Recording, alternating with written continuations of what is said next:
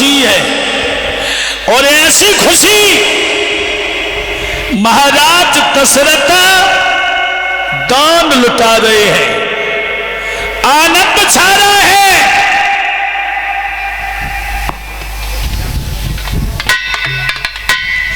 और जब आनंद छा रहा है, दशरथ घर खुशी अपार, हमारे घर चारि लला पैदा भये, चंदा मगन सूरज मगन और तारे झलक दिखाई, हमारे घर चारि लला पैदा भये। महाराज दशरथ बड़े खुश हैं। धीरे धीरे चारों भाइयों का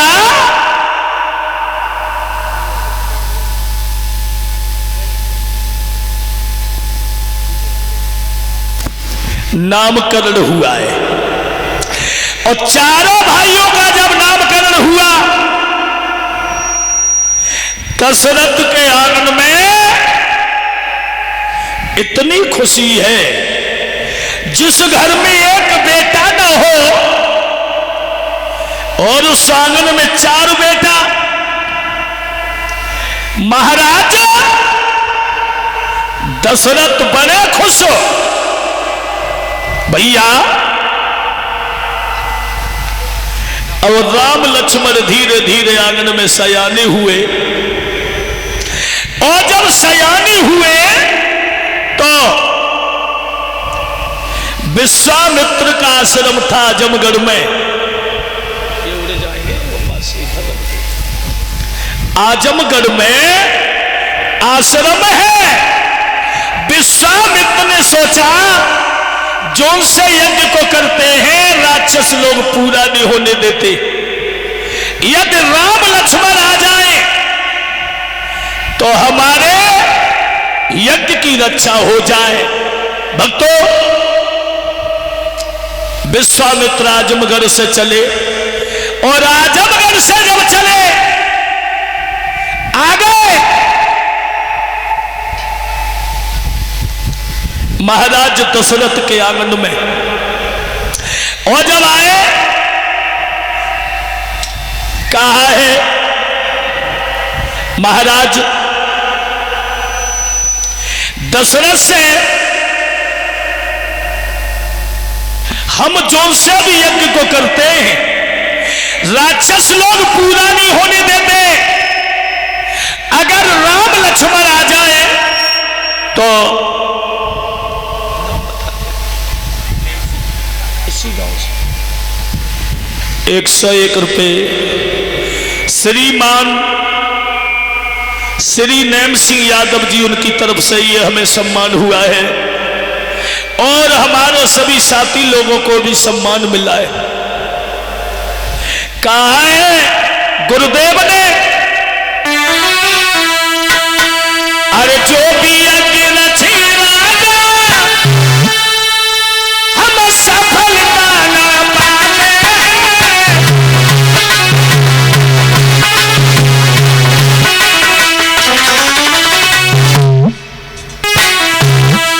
जो से भी यज्ञ को करें राक्षस लोग आकर के भारी धुंध मचा ले।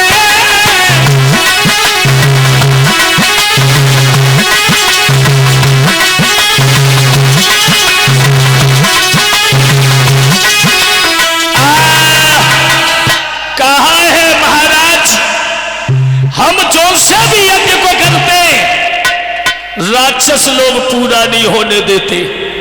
यदि राम लक्ष्मण आ जाए और चले चले तो हमारे यज्ञ की रक्षा हो जाए। अब दशरथ मने तो नहीं कर पाए, पर महाराज दशरथ ने एक बात कही है गुरुदेव, बात कुछ और है। कौन सी बात है?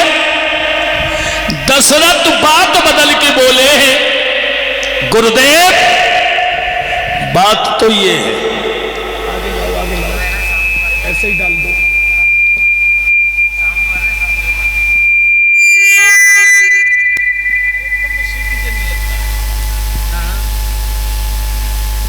कहा है गुरुदेव बात कुछ और है। देह प्राण से परि कुछ नाई, ओ राम दे तब नति है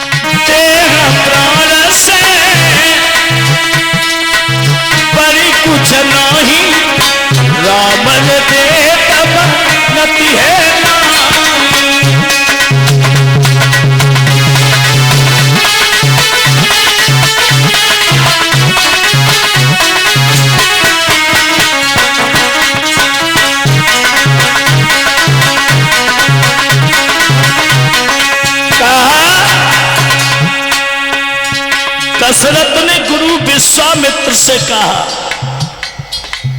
अगर तुम चाहो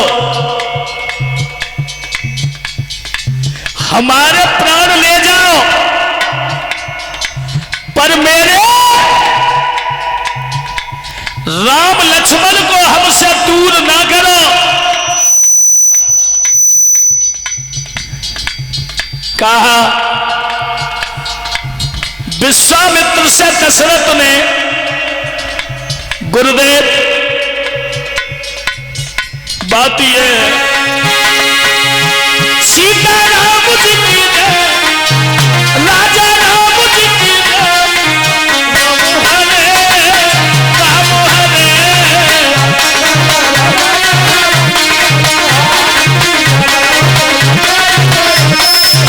राजा राम जी की जय, सीता राम जी की जय, राम हरे राम हरे।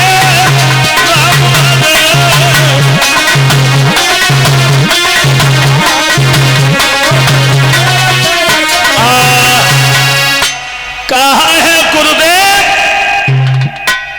देह प्राण से बड़ी कुछ नहीं, और राम देता बनती है नाई। अगर तुम चाहो तो मेरे प्राणों को ले जाओ, पर मेरे राम लक्ष्मण को हमसे जुदा मत करो। तब वशिष्ठ बहुविध समझावा, वशिष्ठ जी ने दशरथ को समझाया, और ये कई दशरथ जिन्हें तुम पुत्र समझ रहे हो वो साक्षात परमात्मा है, और इनका अवतार हुआ है वो राक्षसों के लिए। और परीक्षित महाराज, मैंने तो यहां देखा है राक्षस तब हुए और आज हुए। राक्षस तब भी थे और आज भी हैं।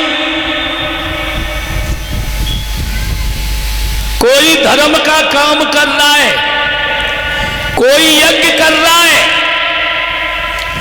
कुछ शुद्ध रूप में धुंध मचा रहे हैं, कुछ शराब पी करके धुंध मचा रहे हैं। तब भी राक्षस थे और आज भी राक्षस हैं। याद रखना, और देखो माफ करना, मेरी आदत नहीं है, मैं कभी किसी की बुराई करता ही नहीं हूं, केवल बताने का काम है, हम वो बता देते हैं। वैसे तो नगला गढ़ू में कोई जानती ही ना शराब कहाँ पे कहते है, वैसी बा कुन्ना पे काऊ ने लिखा बा दैयस बा। मैं आ रहा था तो मेरी नजर पड़ी, यहाँ तो कोई जानता ही नहीं हो, जानते भी हो तो भूल जाना। आज कथा का चतुर्थी दिवस है और ये बड़ा सौभाग्य रहा हमारे सुबोध भैया के सौजन्य से हमारा आना हुआ। कथाएं होती रही और होती रहेगी। मैं रोज यही कहता हूं कि भागवत से एक शब्द अगर हृदय में बसा लिया, उसी से तुम्हारा कल्याण हो जाएगा, उसी से बेड़ा पार हो जाएगा। ऐसा हुआ, एक प्रधान जी हते गांव के मुखिया जी ने कही जाती, कथा हो रही थी और जैसी प्रधान जी ने कही, प्रधान ने बोली कि ने कथा सुने आओ। सुबह कथा सुनने को आए, पर भगवान की कृपा पे आलसी तने हते, बहुत बड़े आलसी। और जैसे ही लोगों ने देखा कि आइए प्रधान जी आओ, आओ प्रधान जी आओ, आए, एक आसन बिठाओ और बिछाए के कही बैठो, बैठ गए। और इतने बड़े आलसी कथा का उन्हें सुहाए, सोबे भैये लेट गए, और लेट गए तो सोई गए।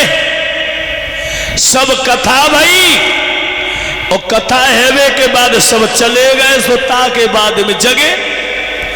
और परीक्षत के ढिंगा बैठे, सो परीक्षत भैये बैठे रहे, कब जे उठे जे जगे अपने घर को जाए और हम अपन बिस्तर उठाए तब घर को निकले।